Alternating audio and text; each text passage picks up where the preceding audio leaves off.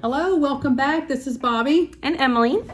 Thank you for joining us again this week. This week we're just going to kind of ask each other questions, and hopefully some of this will help you. If there's any additional questions that you may have that may be in line with what we're talking about, you can shoot us an email. Our contact information will be at the end of the video. So we're going to talk about some kind of assistance on down payment. So Correct. If I send you a client who doesn't have enough money for down payment or closing costs, what kind of programs do you have available for them? Absolutely.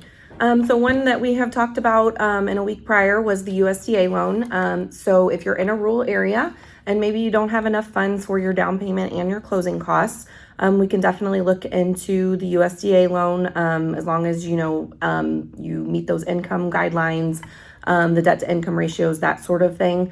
And obviously the USDA loan is 100%, so it covers your full down payment. Another one that we work a lot with is the MHDC grant, which is offered by the state of Missouri. What this is it gives you 4% of your loan amount to go towards your down payment, and anything left over would go towards your closing costs. So for example, if you were to be pre-qualified for an FHA loan, minimum down payment would be 3.5%. So that grant would cover your full down payment, and then, like I said, anything left over would go towards your closing costs.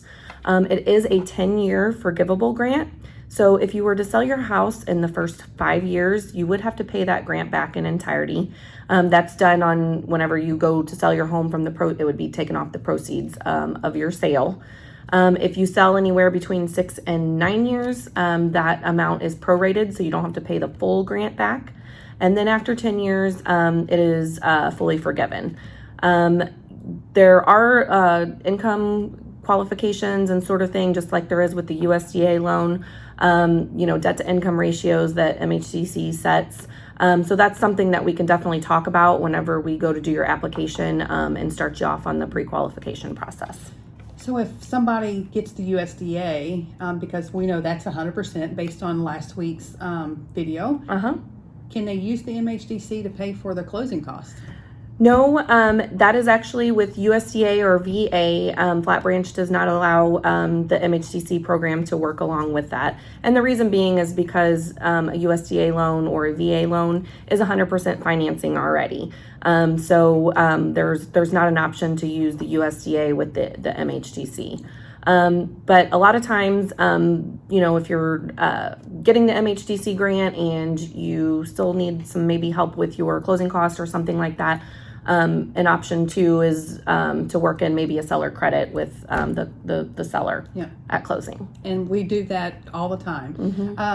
Do you have to be a first-time home buyer to qualify for the MHDC or the USDA loan?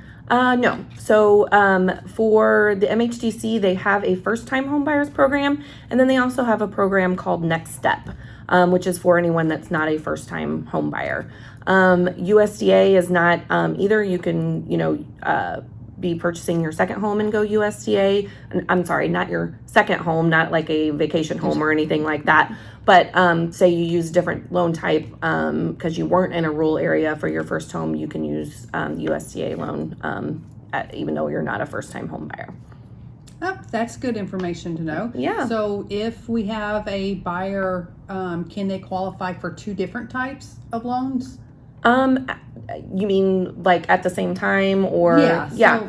So there are, when we go to do your application or do your qualification, we will tell you all the different loan types that you actually qualify for. So absolutely, you may qualify for a conventional, obviously FHA, that sort of thing.